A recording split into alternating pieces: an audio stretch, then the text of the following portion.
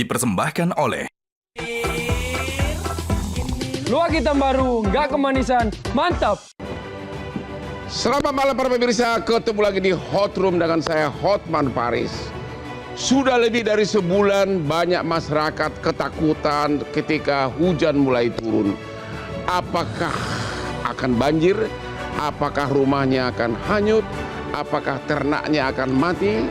Dan ternyata sudah 128 banjir di 89 kabupaten di seluruh Indonesia. Dan baru-baru ini yang paling parah adalah longsor di Bandung Barat telah menyebabkan 50 orang lebih meninggal, termasuk 23 orang tentara marinir. Dan katanya cuaca ekstrim ini bakal berlanjut sampai akhir Maret 2026. Inilah Hot Room, rutinitas bencana karena alam atau ulah manusia.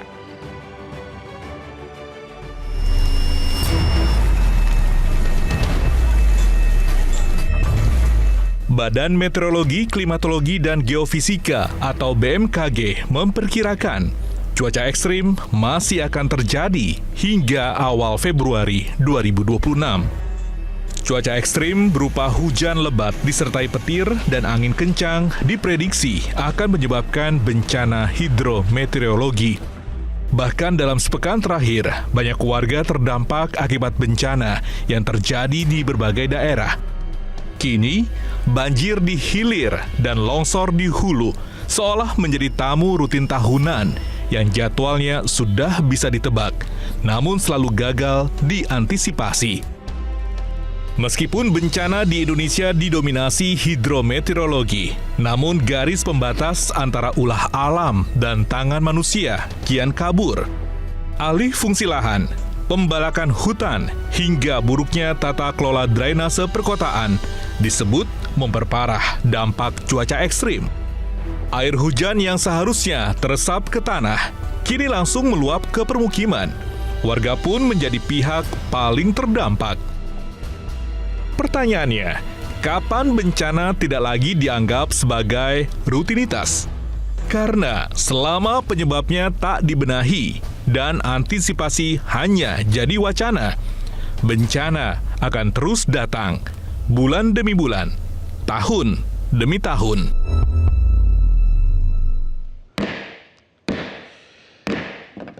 Namun, walaupun kita dihadapkan kepada cuaca ekstrim, Hotman tetap selalu mengingatkan kepada para pemirsa apa kaitan kopi dengan kesuksesan. Nah, ini kenapa Hotman sukses? Rahasianya adalah bahwa gairah kerja itu sangat timbul apabila kamu minum kopi secara rutin. Hotman setiap lemas badannya ngopi lagi, ngopi lagi. Saya nangani sudah ribuan perkara, bahkan puluhan sidang di seluruh Indonesia. Dan inilah rahasianya, kopi luwak hitam premium. Ya, setiap Hotman lemas saya berdansa. Setiap Hotman lemas saya minum kopi. Bekerja keras, berdansa dan minum kopi adalah satu kesatuan. Akhirnya apa yang terjadi dengan kopi ini?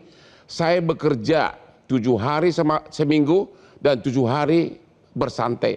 Jadi bagi Hotman seminggu itu sama dengan 14 hari berkat kopi luwak hitam premium. Mantap. Halo Pak Sekda Jawa Barat. Pak Sekda Jawa Barat di Zoom. Halo. Ya. Halo. Pak Herman. Pak Sekda, selamat malam Pak. Bisa dicerita, bisa dijelaskan kejadian tanah longsor di Bandung Barat yang telah menimbulkan banyak kematian termasuk marinir 23. Silakan Pak. Ya, terima kasih Bang Hotman. Ya, kita prihatin atas kejadian bencana longsor di Desa Pasir Langu, Kecamatan Cisarua, Kabupaten Bandung Barat. Ya, luar biasa area terdampaknya. Dari mahkota longsor sampai dengan kaki longsor di bawah kurang lebih 3 km dengan lebar 150 meter. Ya, warga yang terdampak ya warga yang terdampak ada 113, sebagian bisa diselamatkan, dan warga yang masuk daftar pencarian itu ada 80 orang. Ya, 80 orang sampai hari ini, hari kelima operasi pencarian dan pertolongan yang dipimpin oleh SAR Jawa Barat ya berhasil menemukan 53 body bag. 53 body bag. Jadi masih ada sekitar ya kurang lebih 27 warga hilang yang belum ditemukan. Dari 53 body bag, 38 diantaranya sudah bisa diidentifikasi dan kami kembalikan ke keluarga. Adapun yang 15 ya masih dalam proses identifikasi oleh tim DVI Polri. Demikian Bang Hotman sekilas dari Bandung. Apa yang meninggal 50 sekian tersebut termasuk 23 tentara marinir? Untuk yang tentara itu ditangani khusus oleh TNI, jadi kami fokus ke warga sipil, Bang Hotman. Dan antisipasi berikutnya apa? Kira-kira sudah ada antisipasi bakal ada kejadian longsor lagi di Bandung Barat? Ya, yang utama kami fokus dulu Bang Hotman, dua hal. Pertama pencarian dan pertolongan untuk menuntaskan kurang lebih ada 27 warga yang masih tertimbun ya. Ya mudah-mudahan secepatnya bisa ditemukan. Yang kedua, penanganan masyarakat yang mengungsi.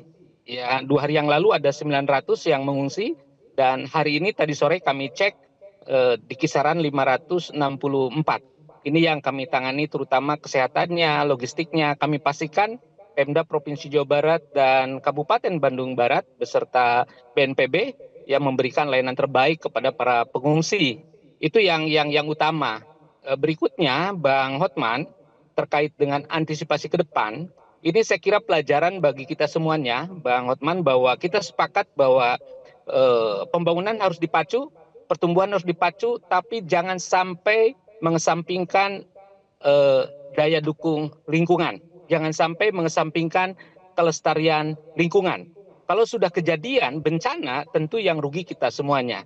Dan bagi kami, Pemda Provinsi Jawa Barat, ya sebagaimana ditegaskan oleh Pak Gubernur, Kang Deddy Mulyadi, Bapak Aing, bahwa satu nyawa itu sangat berharga. Ya, satu warga Jawa Barat sangat berharga. Dan tugas utama kami ya melindungi warga Jawa Barat. Karena itu orientasi pembangunan Jawa Barat yang utama dan pertama ya yakni keselamatan warga masyarakat. Jadi daya dukung lingkungan, kelestarian menjadi concern kami. Dan Bang Hotman, sejak awal kepemimpinan Pak Gubernur sangat concern. Ya. Terima kasih, kita Pak Gubernur sudah menerbitkan. Ibu Erma. Ibu Erma, kita ketemu Desember tahun lalu di sini. Ibu sudah memprediksi bakal ada di Bandung Barat itu bakal ada kejadian. Ibu sebagai profesor klimatologi. Nah, sekarang prediksi Ibu tepat berapa untuk Ibu? Karena Desember waktu itu Ibu mengatakan Bandung Barat itu bakal apa waktu itu Ibu bilang? Ya, mengalami hujan intensitas yang tinggi. Oh begitu. Dan ramalan Ibu tepat. Dan sekarang bagaimana? Apakah ini kan sampai Maret? Di mana lagi yang bakal kira-kira bakal ancaman serius? Ya, yang pasti memang di wilayah Jawa bagian Barat ada beberapa lokasi yang perlu kita waspadai. Yang pertama bahwa Bandung bagian Barat ini termasuk Bandung itu masih akan tinggi intensitasnya, belum benar-benar tereduksi. Meskipun sudah masuk bulan Februari, Maret, April, ini masih 100-200 mm masih bisa terjadi dalam waktu 10 hari ya dasarian. Bandung Barat ya? Iya, terutama Bandung Barat. Nah, kemudian Bogor juga sama. Bahkan Bogor itu lebih tinggi. Mungkin Bogor sekitar 200-300 masih bisa terjadi. Bogor dalam hal ini ya tentunya kita harus waspada yang bagian selatan ya. Bagian selatan. Cianjur, Sukabumi juga masih mengalami curah hujan yang intensitas tinggi. Jadi kalau dibandingkan dengan Jakarta itu lebih tinggi wilayah-wilayah tadi Bang yang saya katakan Jawa bagian Barat.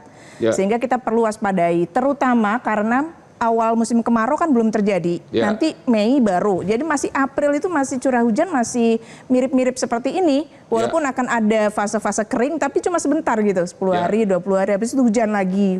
Nah, ini harus diwaspadai nih khusus untuk Bandung Barat. Apalagi kita mendeteksi lagi di bulan Juni bisa menerima sekitar 600 mm khusus untuk wilayah Bandung bagian barat. Bulan Juni. Padahal kan kita menyangka kapan kita ini tidur kok.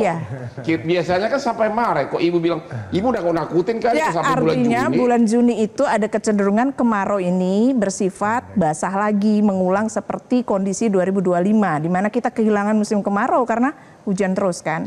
Nah, ini juga hal penting nih. Berarti harus waspadanya itu agak lama ini khusus untuk Bandung Barat ini, gitu. Karena kita deteksi lonjakan lagi bisa terjadi. Apakah ini khusus terjadi Bandung. di tahun ini aja atau ini pertama kali atau bagaimana? Enggak, sudah 5 tahun terakhir konsisten kemarau basah, kemarau basah.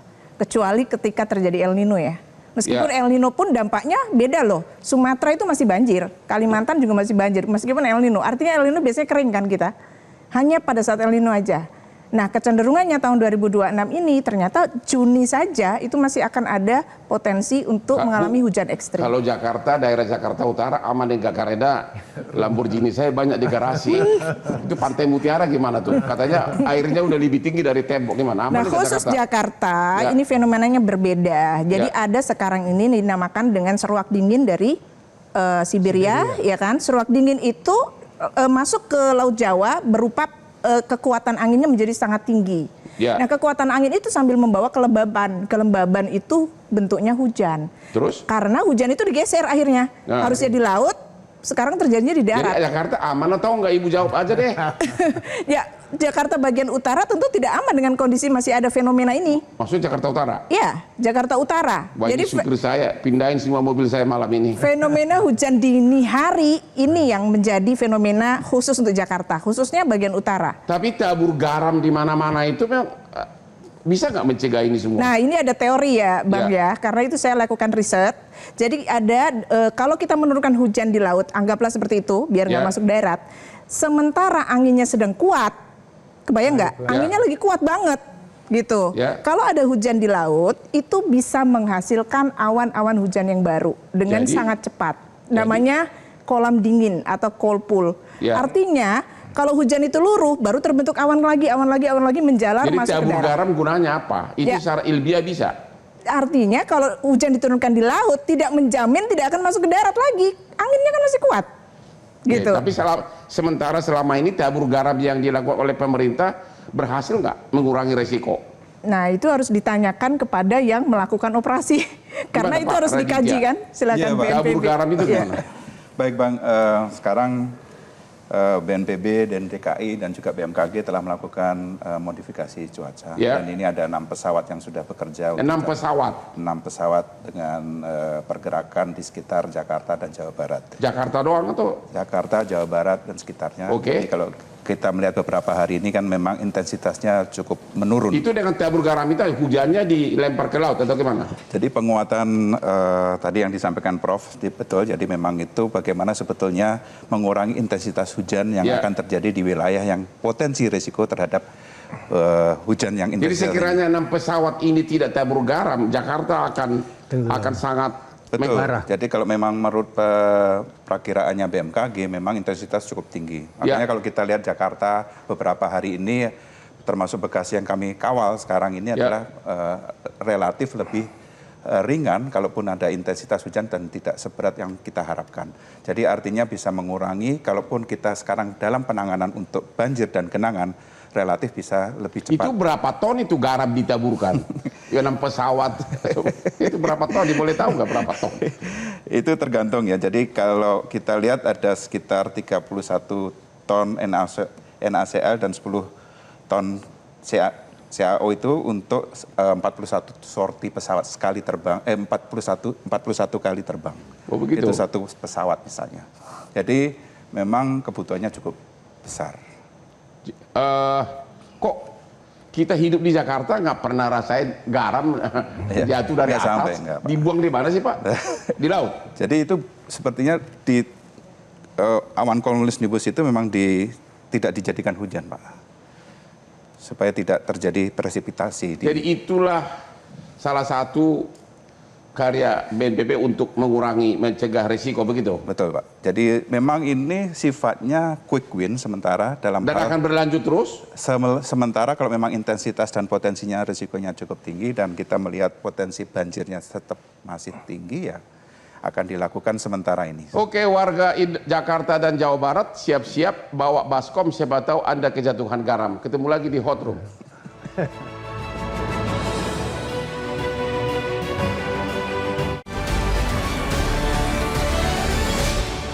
Dipersembahkan oleh Luwak hitam baru, nggak kemanisan, Dipersembahkan oleh Luwak hitam baru, nggak kemanisan, mantap. Ketemu lagi di Hot Room, banjir longsor di mana-mana. Pak Yayat, pengamat apa ini, ahli tata kota ya? Iya. Ya. Kenapa di PIK itu kok nggak ada banjir ya? Padahal itu di pinggir laut. Ya. Ya, apa penyebabnya itu? Kenapa daerah mana lagi di Jakarta yang rawan? Coba. Ini terkait properti Bang ya. PIK itu sejarahnya mereka punya sistem polder.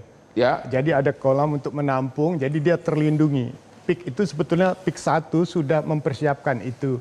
PIK 2 juga sedemikian. Nah, sebetulnya Jakarta di tata ruang 2010 skenario untuk polder sudah disiapkan di wilayah tengah itu, tapi selalu terhambat pada pembebasan tanah.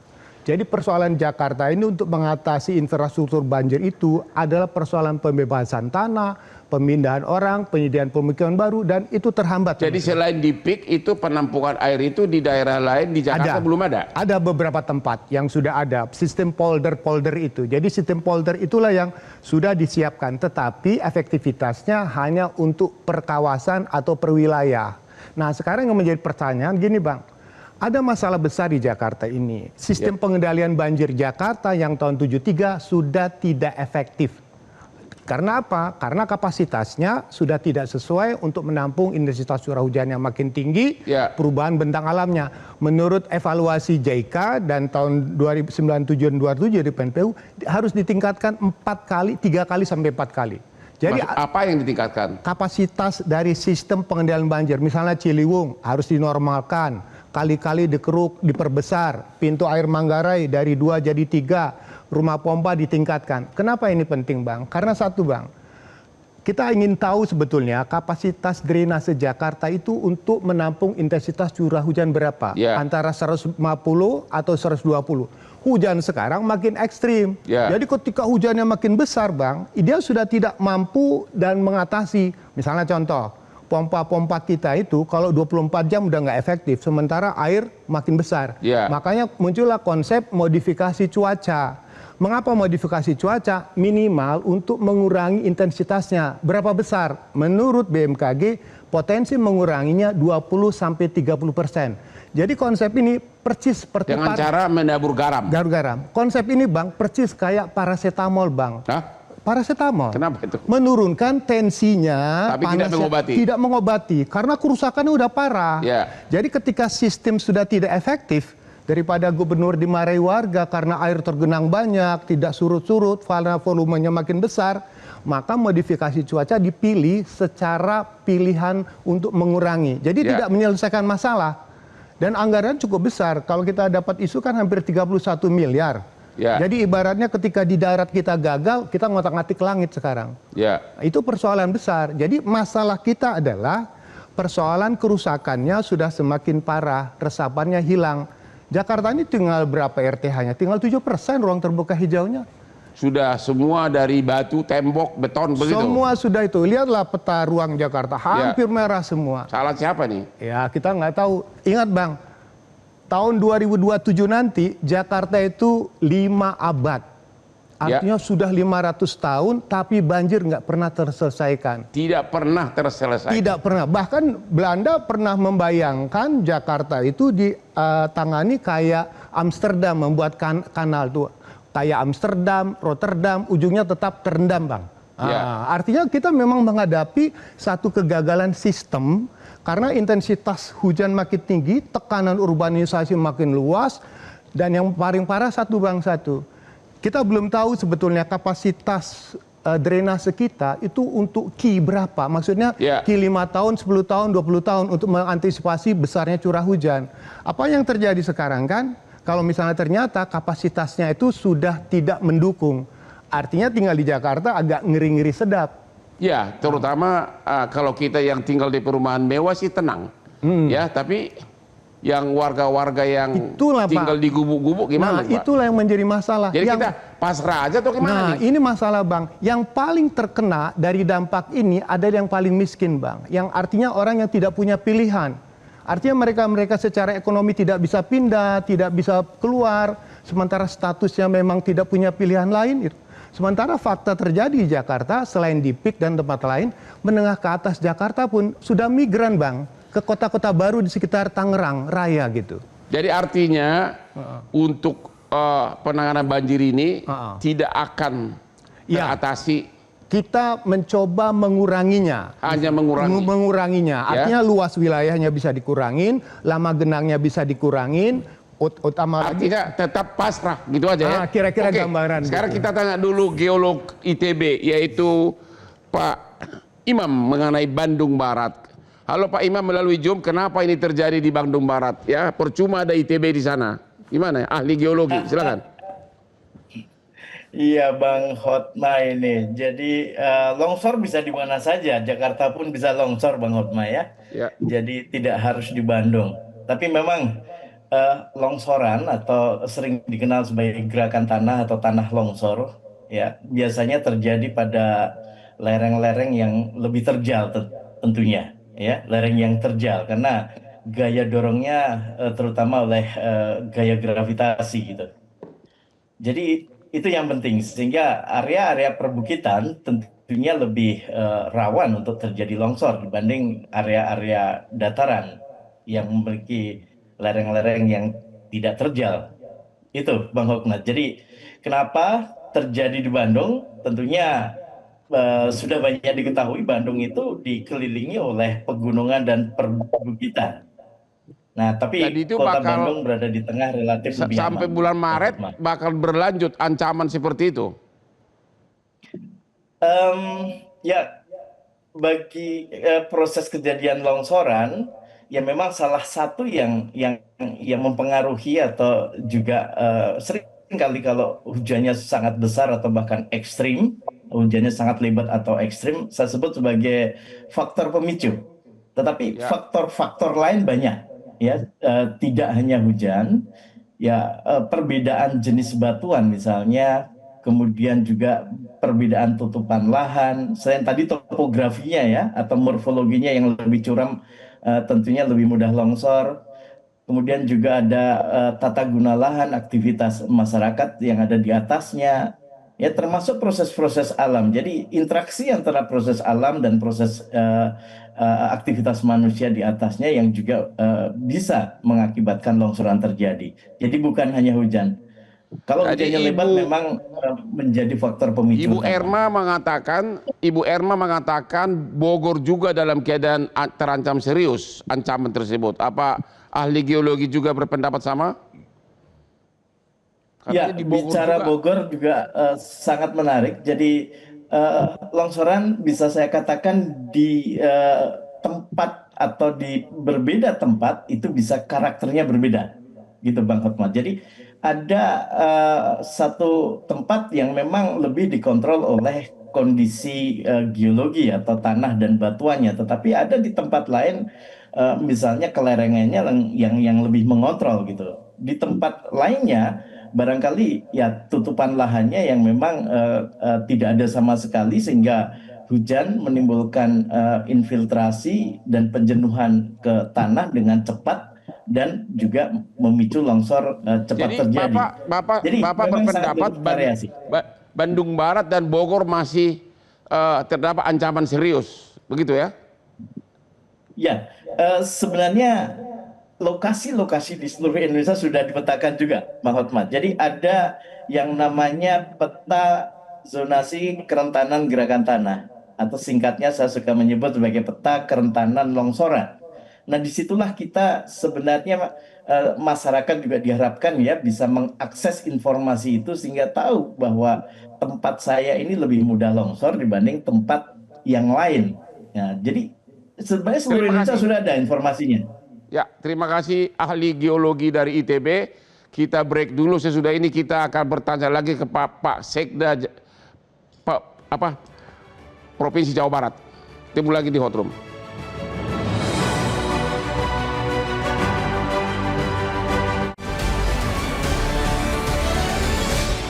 Dipersembahkan oleh Luwak hitam baru, nggak kemanisan, mantap. Dipersembahkan oleh Luwak hitam baru, nggak kemanisan, mantap. Banjir, longsor, duka cita itu adalah bagian dari kehidupan manusia. Makanya hiburlah dirimu, jaga staminamu dengan selalu minum kopi luwak hitam premium kesukaannya Hotman Paris. Aman di lambung. Pak Sekda Jawa Barat. Halo Pak Sekda, jadi apa rencana selanjutnya? Di mana KDM yang sangat heboh itu? Sampai udah meninggal warganya segini banyak, di mana KDM? Silakan Pak. Ya. Bang Hotman, Pak Gubernur di hari pertama langsung turun ke lapangan, bahkan langsung mengikuti proses evakuasi di hari pertama.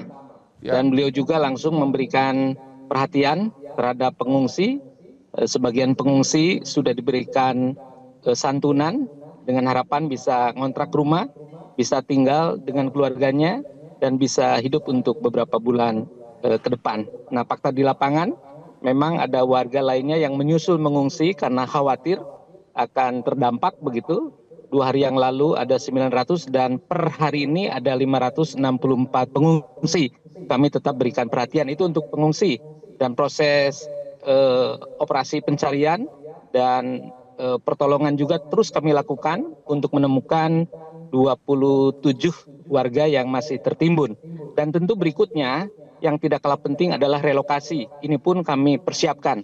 Ya Pak Gubernur dan kami insya Allah memberikan perhatian serius agar persoalan ini bisa cepatnya ditangani dan kita bisa kembali hidup normal. Kemudian ke depan Bang Hotman, Jawa Barat ini provinsi rawan bencana. Ya rawan bencana, selama bulan Januari ini saja ada 76 kejadian di 343 titik.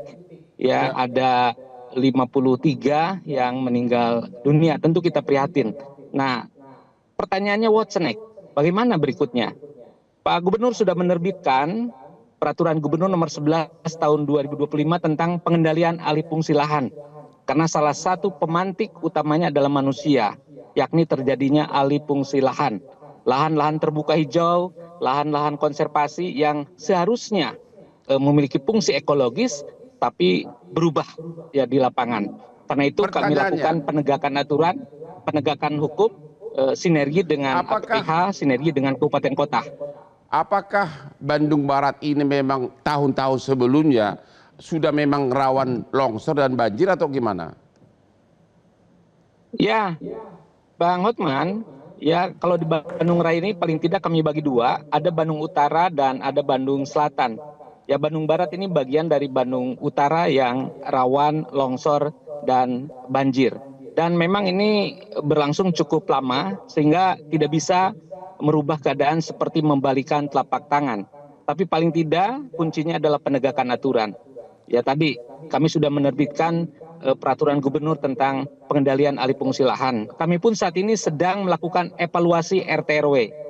Ya dan Pak Gubernur juga sudah menerbitkan surat edaran tentang penghentian sementara untuk izin perumahan. Ya, jadi yang punya risiko banjir dan longsor kami hentikan. Penghentian. Jadi diperkirakan total meninggal berapa semuanya Bandung Barat? Apakah katanya ada 23 meninggal tentara marinir. Kalau warga diperkirakan termasuk yang hilang ada hampir 100 yang meninggal. Ya. Daftar pencarian ada 80 Bang Hotman. 53 ya sudah ditemukan dan 27 masih dalam proses pencarian. turut berduka cita ke BNPB gimana nih? Selain tabur garam, apa kalian hanya taunya nabur garam? Taunya hanya nabur garam doang? Ada cara lain nggak mengatasi ini? Bukan begitu Bang, jadi memang tabur garam tadi yang disampaikan Bang itu kaitannya sama quick win, jadi cepat ya, supaya kita bisa mengantisipasi segera. Tapi yang jelas kami di BNPB itu ada yang disebut dengan kajian risiko bencana. Dan status kajian risiko bencananya di Provinsi Jawa Barat itu sampai 2026 masih aktif. Bandung Barat sendiri tidak aktif sampai 2021. Jadi artinya memang perlu diperbarui. Tidak aktif, sistemnya rusak atau apa? Bukan. Kajian risiko bencana adalah bagaimana sebenarnya wilayah yang mulai memiliki wilayah yang terdampak dan potensi risikonya karena ada peta bahayanya, bahaya longsor, bahaya banjir. Tapi udah tahu kan, udah diidentifikasi nggak bahwa ini bakal begini. Tapi kok kita punya peta, kita punya peta yang disebut dengan peta yang disajikan dan Inaris, dan itu sudah dijadikan peraturan yang terintegrasi di dalam RT RW di Provinsi Jawa Barat, dan kemudian juga bagaimana setiap kabupaten kota itu memiliki kajian risiko bencana yang terintegrasi dengan Tapi pertanyaannya kenapa pencegahan itu hampir tidak berhasil? Kita itu pencegahan tapi sudah terjadi baru di tabur garam, di ini. Itu gimana itu Pak? Kompleksitasnya sangat tinggi Bang. Tiap tahun nggak pernah bisa diatasi, nggak bisa dicegah. Ya nggak bisa langsung dikatakan seperti membalikkan sebelah tangan. Jadi artinya kalau memang kita katakan potensi risikonya sudah ada, harus ada pertahapan. Kaitannya karena tidak bisa kita hanya nyalahkan hujan terus kemudian terjadi banjir dan longsor. Di situ ada peralihan fungsi lahan, tata guna lahan, ada kebutuhan-kebutuhan lain termasuk risiko-risiko baru yang muncul karena infrastruktur. Kalau Bandung Barat apa yang dilakukan oleh PNBB? Untuk saat ini memang kita prosesnya adalah mendukung pemerintah daerah dalam proses tanggap darurat. Dan ini sedang berlangsung. Nanti kemudian masuk ke rehabilitasi rekonstruksi. Tentunya ini akan kita dukung relokasi wilayah yang memang memiliki wilayah yang lebih aman.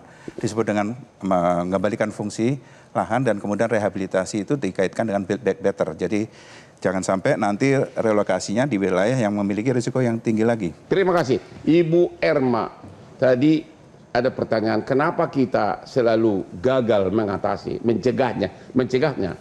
Apa penyebabnya? Ya, saya kira peta resiko itu memang perlu, tapi kan harus diupdate terus. Karena cuaca ini kan dinamis. Kalau hanya bikin peta, nggak ada action, apa gunanya Bu? Ya, itu yang kedua. Yang menurut Ibu itu yang terjadi atau bagaimana? Ada dua hal pendekatannya. Yang pertama harus membuat multi hazard map yang dinamis. Based on dinamika yang terjadi. Bandung Barat katanya udah hampir tiap tahun begitu. Masih perlu maksudnya kan ada jangka panjang, ada jangka pendek dong. Jangka pendek itu misalnya kita harus melihat beberapa hari ke depan apa yang bisa terjadi, beberapa bulan ke depan apa yang bisa terjadi. Itu tugas siapa? Berarti kan harus diupdate tuh. Tugas siapa tuh? Multi hazard map ini. Tugas siapa? Ya, dalam hal ini adalah yang memprovide, yang menghasilkan peta itu adalah salah satunya BNPB, bekerja sama berkolaborasi dengan tentu Jadi yang gagal PBB terkait. Menurut Ibu?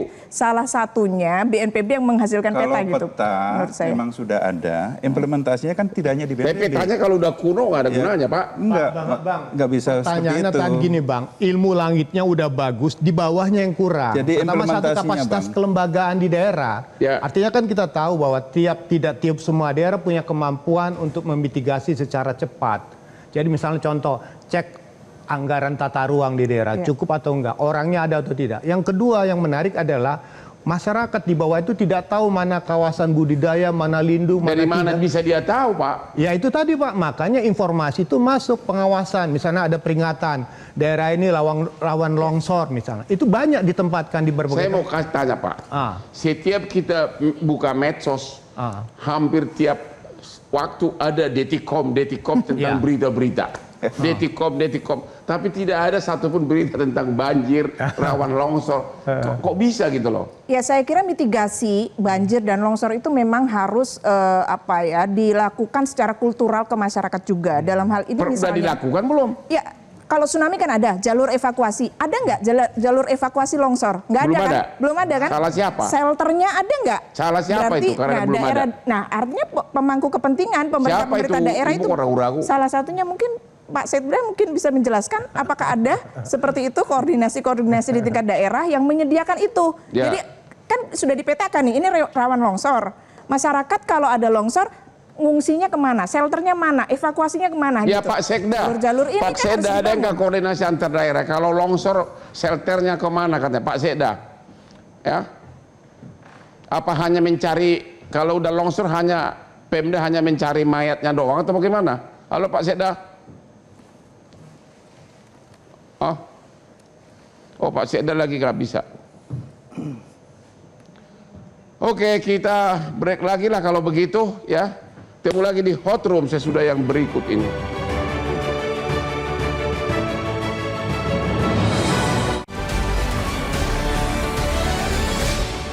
Dipersembahkan oleh Luak hitam baru, nggak kemanisan, mantap. Dipersembahkan oleh Luak hitam baru, nggak kemanisan, mantap. Ketemu lagi di hot room. Halo Bapak Sekda Jawa Barat, tolong dijawab. Jadi siapa yang salah ini? Apakah yang salah BNPB atau Pemda yang salah? Kenapa setiap tahun kita tidak berhasil mencegah kematian seperti ini? Coba di Bapak to the point. Yang salah siapa? Sistemnya, BNPB-nya atau Pemda yang salah? Yang jelas Bang Hotman, kami dari Pemda Provinsi Jawa Barat ya bertanggung jawab ya atas musibah yang terjadi walaupun tentu tidak kita harapkan. Ya karena tugas pemerintahan adalah menjaga melindungi warga masyarakatnya. Jadi kami sampaikan permohonan maaf, nih, Pak. Tapi tentu kami pun terbatas. Ya tentu kami menghimbau agar kabupaten kota, pemerintah pusat dan tentu semua komponen daerah bahu-membahu. Hari ini tidak elok kalau kita mencari siapa yang salah. Hari ini ya yang harus kita temukan adalah solusi terbaik ke depan. Mari kita jaga lingkungan. Mari kita pacu pembangunan tapi dengan tetap memperhatikan daya dukung lingkungan. Tapi tiap tahun terjadi lagi, Pak, terjadi lagi. Pak, terjadi lagi. Memang kalau lihat di lapangan, ya kalau lihat di lapangan Bang Hotman, faktor penyebab utamanya adalah faktor manusia. Dipantik, dipicu oleh alam.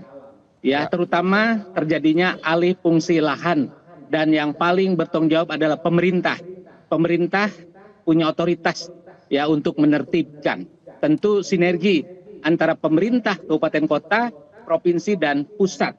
Saatnya kita bahu-membahu sekarang Bang Hotman. Jadi Bapak, ya, untuk, Bapak secara khusus mengatakan ini tanggung jawab Pemda atau BNPB?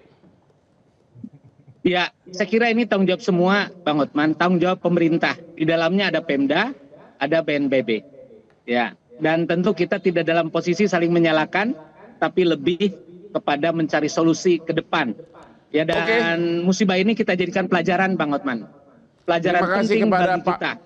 Terima kasih kepada Pak Sekda dan Metro TV dan kru mengucapkan turut berduka cita atas meninggalnya begitu banyak korban bencana longsor Bandung Barat. Dari Pak Geologi ada, ITB masih ada? Halo, Geologi ITB? Siap, standby. Coba Bang Hotman, secara singkat dijawab, ini salah siapa ini? Kenapa kita tidak pernah berhasil mencegah korban? Salah siapa? BNPB atau Pemda atau salah semua?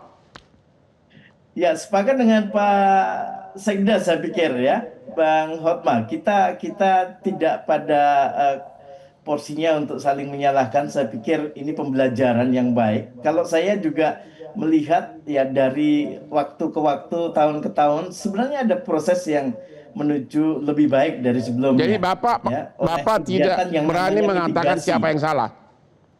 Hanya itu aja, Pak. Iya, sebenarnya proses kalau yang terjadi di Bandung Barat, terutama di Cisarua itu kombinasi ya. Tadi sudah dikatakan ada faktor alam dan faktor aktivitas. Tapi kan terjadi tiap tahun di dalamnya. Terjadi tiap tahun, udah tahu bakal terjadi, kenapa tidak antisipasi? Oke Pak, Bapak tidak berani mengatakan siapa yang salah. Sekarang saya tanya kepada Ibu Erma. Ibu Erma tadi mengatakan BNPB yang salah.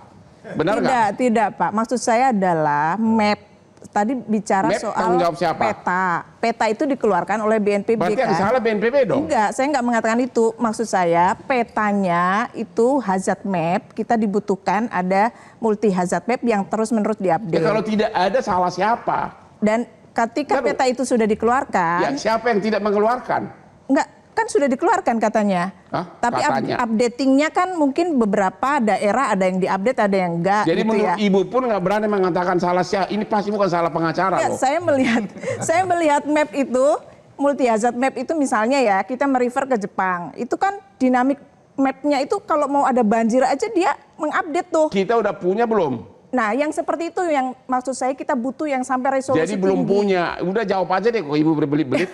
Ya, intinya kita perlu memperbarui lagi. Itu BPNPB gimana? Metode yang kita Katanya lakukan. peralatan kalian belum canggih, mapnya nggak canggih, peralatan ya gimana tuh? Sampai bisa menyediakan shelternya harus di mana, jadi gimana itu Pak? Jadi gini Bu ya, jadi Bang gini, jadi kita di tingkat nasional kita sudah punya peta ancaman dengan 12 ancaman itu, termasuk banjir bandang dengan skala 1:50.000 dengan pixel 100 kali 100 dan itu di overlay dengan BMKG no casting dengan ancaman potensi risikonya. Seandainya itu terjadi potensi risiko terhadap hujan dan wilayahnya potensi banjir, pemerintah daerah yang saat ini menjadi penanggung jawab karena decentralized government dengan BPBD kita serahkan peta itu. Sudah pernah nggak kejadian masyarakat diselamatkan karena sudah ada early warning dari BNPB? Banyak. Oh banyak? Banyak. Ada beberapa kasus termasuk yang terjadi di Semeru. Waktu di Semeru tidak ada korban sama sekali.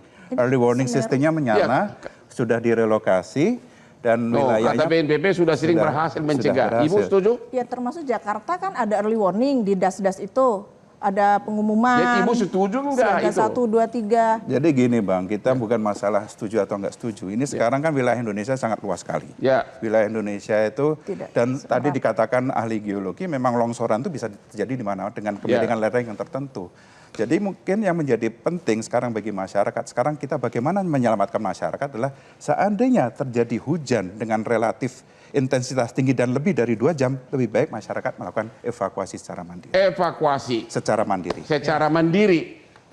Jadi di mana tugasnya pemerintah dong secara mandiri? Enggak, maksudnya langsung paham, oh kita harus mengungsi. Jadi begitu ada hujan siap-siap gitu? Aduh, betul. Pak Yahid gimana dong? Betul. Gini Bang.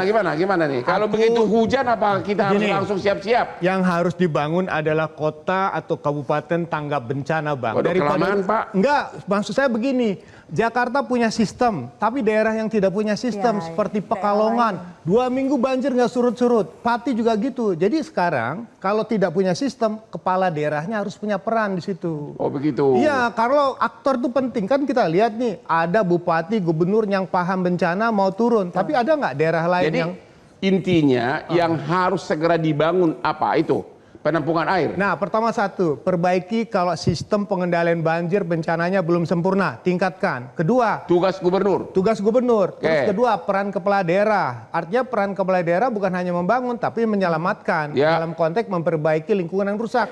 Kedua, kan ada daerah-daerah yang sudah tahu bahwa dia punya tingkat risiko bencana tinggi. Kalau saya pemimpin daerah dengan tingkat risiko tinggi, itu yang saya perhatikan. Jadi semua bencana ini terjadi tidak dapat dicegah karena kepala daerah belum melaksanakan tugasnya. Nah, disitulah maksud saya peran kepala daerah menggerakkan sampai ke tingkat bawah. Itu paling penting. Kedua, cek lagi berapa anggarannya Pak.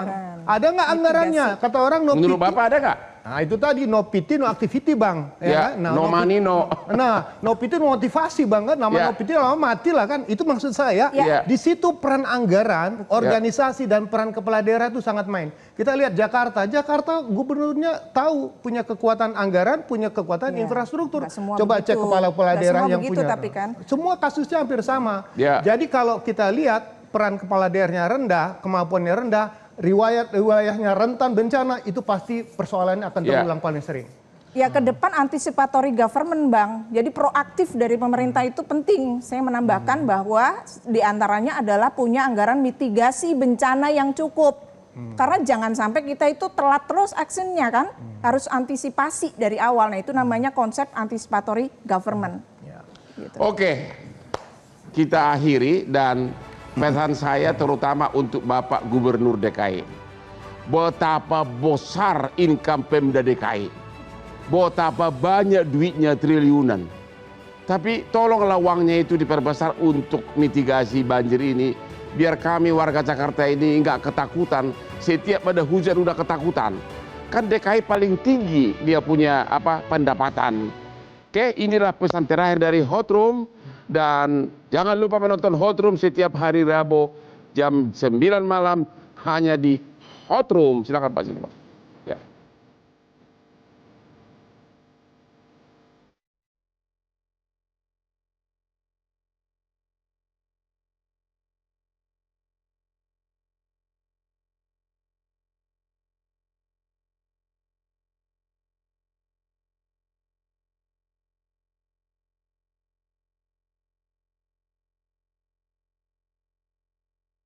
Metro TV.